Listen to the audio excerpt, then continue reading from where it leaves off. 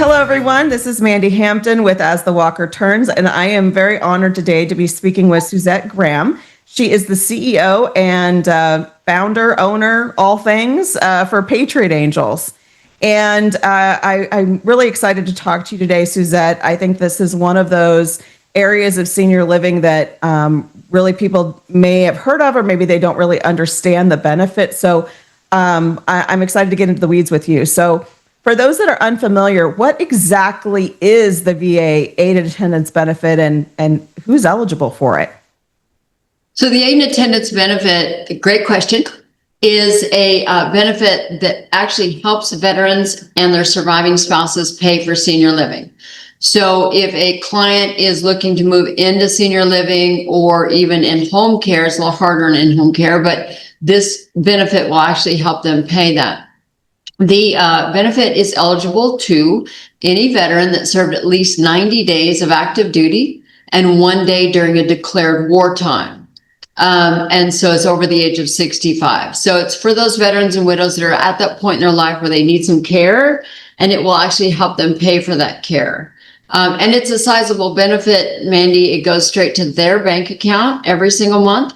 And it pays a veteran $23.58 a month. It pays a married veteran $27.95 a month, and it pays a widow of a veteran $1,515 a month. So, wow, that's a sizable amount of money.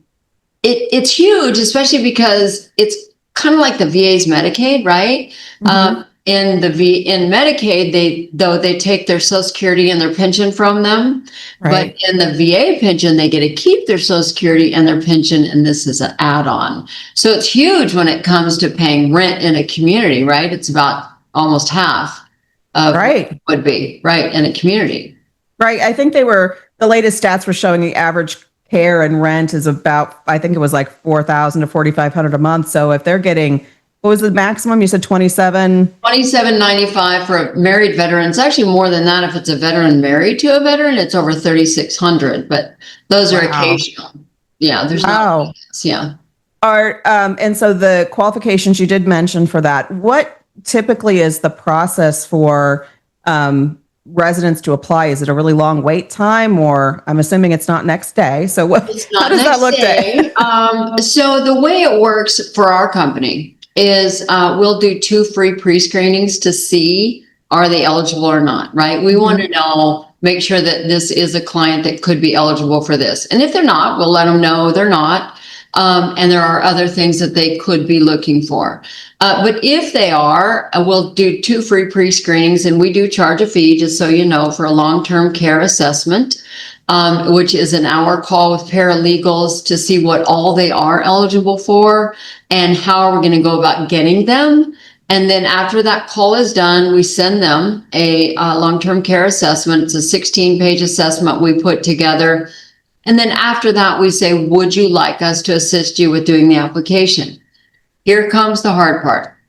The application is not just, if you go to the VA, you can get the 4 pages, right? It's not a 4-page application. Our smallest is 35 pages. Our longest we've ever done was 150 pages.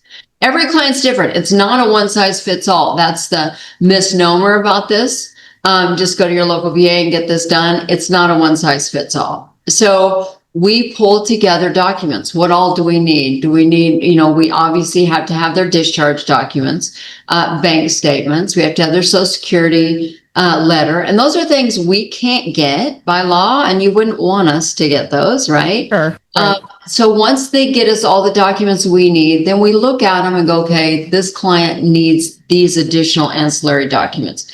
The very first thing, though, we do, Mandy, is when we get a client in, and if they're in a position to be eligible, we'll send the first letter to the VA letting them know we're going to be applying for benefits, okay? That gives them a start date, and that start date is always the first day of the next month.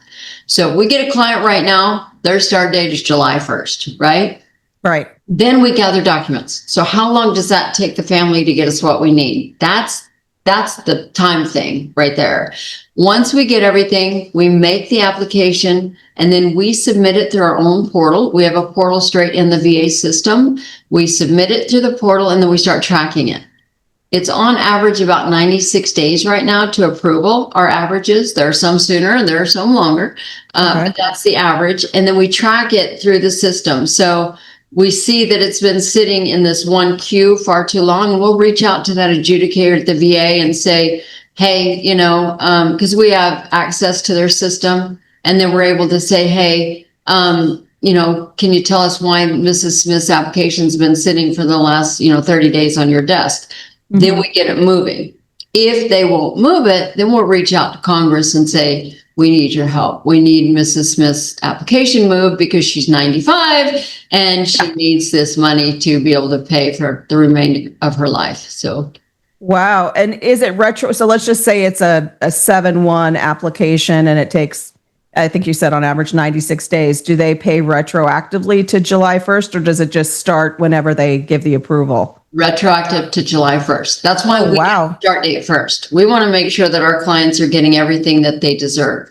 Okay. So from the community's perspective, would it be fair for, let's just say they move in and this benefit hasn't actually been paid yet, then I'm assuming the family should be prepared to pay out of pocket that difference in expense. And then, in a few months, hopefully, if all goes as well with the government, then that would, obviously be paid back personally for that retroactive amount. Correct. Absolutely. So yes, family members generally chip in and help as long as what this is it's a, once the client has to be paying for their own care. Okay. So it's a reimbursement from the VA. So we're saying, hey, VA, Mrs. Smith is living in this community. She's paying more than her income every single month, right? That's when the VA steps in and helps. So she does have to be paying at least what she's bringing in towards her rent. And then either what's in savings, she can be paying the rest until she gets this money back, or the family member, like you said, can chip in and make the difference up. But she still has to be paying out her whole income towards her care. Okay. Those are all things we go over with the families when we talk to them. Okay. So that's very clearly explained. The community's not going to be, I guess, fronting those costs until these benefits kick in. You need to make sure you've got assets or access to those funds to keep the rent and the care being paid. That's correct. Okay. How many, I'm just curious personally, how many people have you been successful in getting benefits for? 26,000. Whoa. As of right now, we have a ticker on our webpage, which is fun to watch. 26,084. Wow. And just in May alone, we had 540 new approvals just in May. Wow, that's incredible. Yeah, we have a great process here. We have got it all worked out, our processes. I have 110 employees here. And so it's been great for our clients. So, wow. And you mentioned that there was the initial consultation fee. Are you comfortable sharing what that is? Sure, it's $1,495. It's a one-time fee of $1,495. That's for the long-term care assessment. And then after that, there's no other fee after that. So, okay, understood. So people should understand that, again, you're going to need to plan for rent and care or any of those other fees that the community is going to be charging. The initial $1,495. And Suzette, is it one of those things that you apply after you move in, or like kind of the day you move in, since you need to be showing proof that you have residency there? If we know they're moving in, okay, let's say July 1st, their move-in date's July 1st, and we know they're moving in, then we want to make sure we get that form in before July 1st so that the day they move in, they have a start date, right? That way they're not losing. If they wait and move in July 1st and then contact us, their start date's not going to be to August 1st with the VA. So the form has to be in before the 1st of the next month to get that start date. Okay. Are you typically getting most of your clients through existing communities, or people just finding it out on their own? Well, it used to be strictly communities, and then now we get a lot of word of mouth. So you have contacted us saying, hey, you helped my brother, my cousin, my friend, we have doctors that reach out to us. We have, care providers all over the place that reach out to us for help. Wow. Yeah. Are there any specifics that you have seen maybe on a recurring basis where it would make them not qualified, maybe for a health related issue, or I don't know, they're driving, I don't know, they're super independent, driving their, Ferrari, to Boca every week. I don't know. So they have to be 65 and over and needing some care, right? Okay. So they have to be in that point in their life where they're needing like some assistance bathing and dressing, or cognitive issues where the doctor says, mom can't live alone anymore. Okay. So as long as there is a medical need, then they qualify. If they're out jogging every day and they're, independently wealthy, then they don't qualify. There is a asset limit that they can have. It's $159,000 right now. That goes up. So all the benefit raises with Social Security. So in December 1st, when we find out Social Security goes up 3%, right? Then the benefit amount every month goes up 3%. And so does the amount of the assets they can have goes up that 3%. So right now it's $159,000.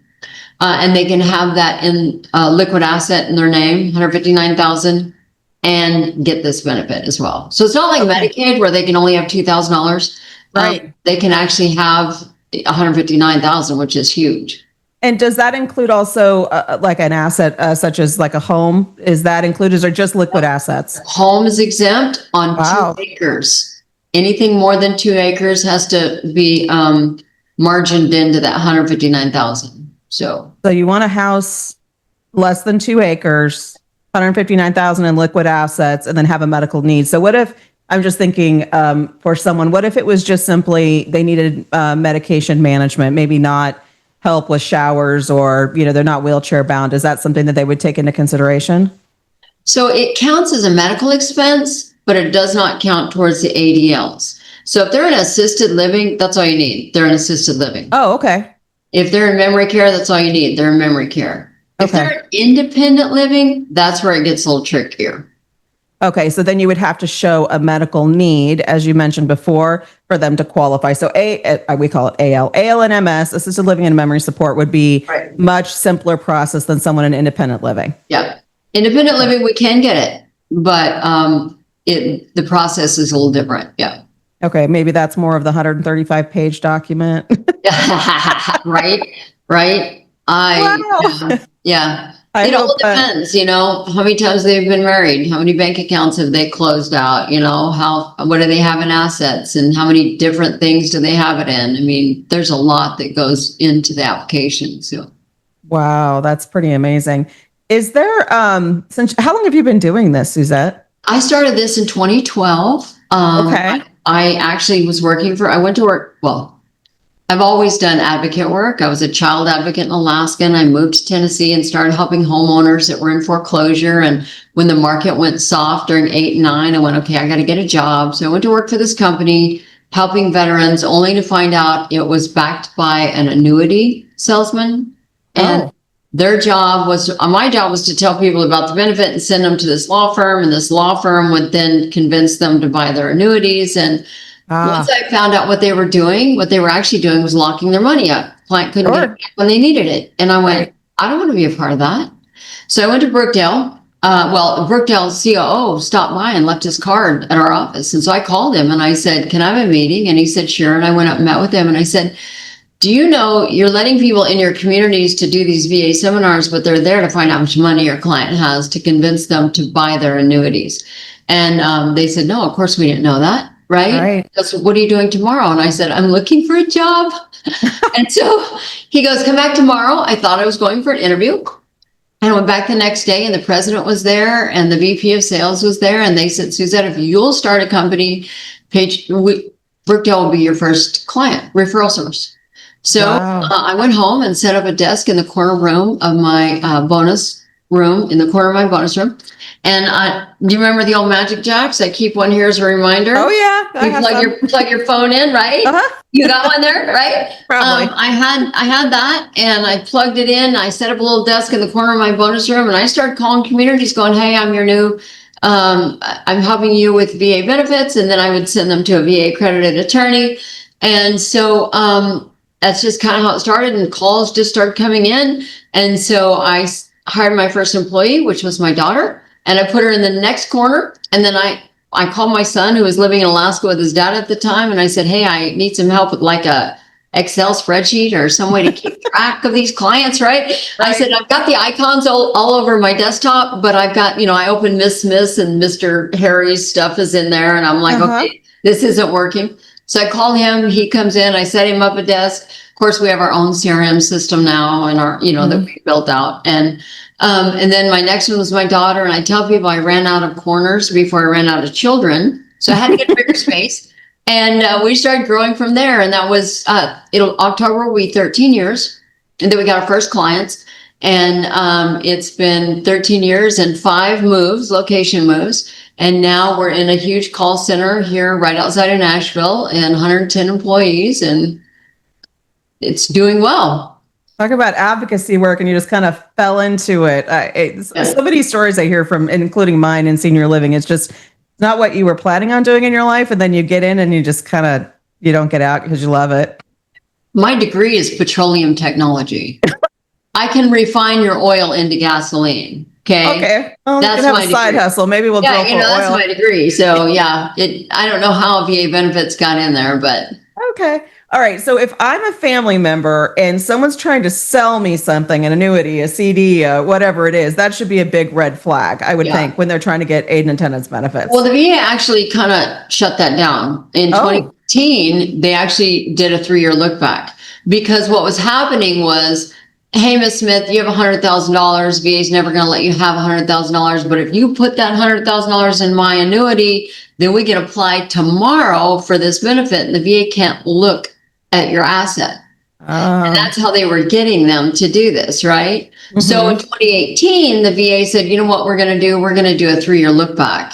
And so now nobody can put their assets into an annuity. So that just kind of shut that down, which was great. Which I think is pretty similar to Medicaid, right? They do a several year look back for this kind of thing. Okay. Mm-hmm. Yeah. Okay. It's just so somebody can't, take all their money and hide it and then go, hey, I need, government benefits now. I mean, it's like, this is there for veterans and widows, but it's for veterans and widows that are in need of this. Right. I don't know if you know this, but 42% of every client that's living in assisted living right now is a veteran or a widow. Wow. Well, you know what? That's not surprising considering the fact that right now, this generation, this, silver tsunami that's already here, most of them are coming from, post World War II. So it's, it's huge. And we were just talking earlier today about we're going to run out of apartments, but, very, very quickly. It's Vietnam a huge thing. Is coming. Right now, there's about 9 million Vietnam veterans and widows that are over 65. And 9 million? And the VA came out a few months ago and said that we have a 535% increase of veterans coming to hit the age of 80 over the next 20 years. So that's huge numbers, huge. That's not counting the widows. That's just the veterans. Right. So, Wow. Well, speaking of widows, Suzette, let's just say that you have the veteran happens to be, a male and very independent. But the spouse needs care, like might need memory care or something like that. Is that something that people could still potentially apply for? It's a veteran with a dependent spouse. Yes, absolutely. Okay. That's also so not just a surviving spouse. It would be. I'm sorry, not just a widow, but also a surviving spouse of a married couple. Okay. Yep. Okay. If the veteran's fine, but the spouse needs care, then we can do that as well. Yep. Wonderful. Wow. Suzette, are there any stories that you kind of think about that are just like, this is why I do what I do. This is what validated my mission to get out of oil and work with seniors. I can tell you one from just this morning. See if I can find it here. I don't know if you can see this, but we helped a gentleman. So last year, a gentleman was found in Florida living in his van. 77-year-old veteran, just that big. His pants were tied in a knot. He had a belt just wrapped around him. And he was living out of his van. He had absolutely nothing, nowhere to live. He had no groceries, no food, he had a Social Security, but didn't even know where that was going. And somebody found him living in a parking lot. And so they called the state. The state went in, picked him up, put him in a homeless shelter. And then they found out he was a veteran. And so they started calling around communities. And one of the communities said, we know Patriot Angels, bring him. Mm-hmm. And so he went there and we applied for his benefits. And he was just approved last week for his benefits. Oh, But here's the cool thing. We went and did a seminar at that community a couple months ago. And he just followed my ladies all around the community. And he just kept saying, I love you. Thank you so much. I get 3 meals a day now. I have a place to sleep at night now. He was so thankful. He even followed them out to their car as they were leaving, saying, please don't forget me. Please don't forget me. And last week, he finally got approved and he got all the back pay. And we're just ecstatic because that's why we do what we do. that's life-saving. It's truly life-saving, life-affirming. I mean, is. Wow. So we have another gentleman that reached out to us. It was his wife needing care. He was living at home. He was driving to see her every day. And he said he prayed for his car every time he got in it because he didn't know if it was going to make it. And after we got him approved for his benefits, he wrote us a letter and said, what I didn't tell you is I was only eating every third day because I didn't have enough money to take care of my wife and myself. And he said, so thank you for this money. It allows me to eat. That's why we do what we do, you know? Right. Oh my goodness. Talk about giving someone a second life or third, like it's just, you've extended that person's life expectancy and just the quality of life, tenfold. Absolutely. And then, they get to move in a community where they want to. They get the care that they need. They don't just get put, and no offense to skilled nursing or anything, but they don't just get put in a Medicaid bed, which is 2 to a room and, choices, which is fantastic. And purpose and friends and safety and all those things that we all want. The things that come with it. Yeah. So, wow. Okay. Well, let's just say, let me think of a couple. Well, I guess it wouldn't matter if it was a new resident just moving in or it maybe an existing resident that's been living at a community for a while. What are a couple things like we need to start gathering right now before we pick up the phone and call Patriot Angels? Well, we ask people to just say, are you a veteran or widow? Because there are some things that we can look at that they won't know. Okay. So are you a veteran or widow? Did they serve at least 90 active duty days in one day during a wartime? Call this company. But like you said, many of them are already living in communities. They had too much money when they first moved in. Now they're running out of money. If they give you a 30 days notice, there's nothing anybody can do. Nobody can help them in 30 days get this benefit. Sure. So if you're checking on them, hey, you're a veteran, you're a widow of a veteran. Have you checked in this? Have you checked again lately? Where are you at financially? Do you qualify now? Because we get a lot of people that have different financial situations that still qualify. And so we want people to call us just to give us a chance to look at their situation and go, okay, this is when you will apply, or yes, you do qualify now. That's great. That's such great advice to know that, we all know that senior living is a huge expense. Nothing in healthcare is cheap anymore. And it's something that, people obviously should be planning for, or hopefully they plan for. If not, to show that you could be paying, 40, 50% of those costs for those, veterans and their surviving spouses is just it's an absolute game changer for these residents. That's what a great benefit that the government offers. Yeah. The thing is, Mandy, most people don't know about it. Most people have no idea. And then they go, here's the saddest thing to me is that a veteran or widow will go to a community and they'll go, oh yeah, just go to the guy down the street or go to this company, or without doing any real checking to see, is that company helping them really get benefits, or are they trying to sell them a product? Is that company really making sure the paperwork is done correctly? Is that company tracking the application to make sure that they really do get approved? Is that, because the VA comes back and asks us questions all the time on different clients. Hey, this client is, because they check the IRS. After we send an application, the VA will then check with Social Security and the IRS, okay? Sure. If they see something on the IRS that we didn't know about or weren't told about, then the the VA will ask, they'll ask us, hey, what about this? What about that? So then we have to dig, and we have to help that family member gather that documentation. And then we have to reply to the VA again. And we do that, and we stay with them until they get approved. So advice to families, I would say, is be honest, to be 1000%, truthful in terms of where things are, because the government at the end of the day, it's their, they're holding to that money, and they're going to do their due diligence as well to make sure they qualify. Absolutely. Okay. Wow. Well, this has been very fascinating, Suzette. I wish my mom, Right. oh man, that would be such a huge help to our family. But someday maybe we'll have a family member that would qualify. But I'm grateful for all the things that you're doing to help, obviously, thousands and thousands of people in this country that certainly have earned this benefit. So well done. We're thrilled about it. I tell you what, the first time that we had a couple approvals, we were so excited. And now to watch it click through the way it does, it's just, it's exciting to see all these people we're helping. So yeah, it's certainly, as we say in this industry, it's a calling. And I think you found your calling. It is. Absolutely. Absolutely. Oh, well, thank you so much for your time, Suzette, and keep up the good work. And I'm sure we'll talk soon. Thank you, Mandy, for having me on. All right. Thank you, everyone. We'll talk to you soon. All right. Bye-bye. Bye.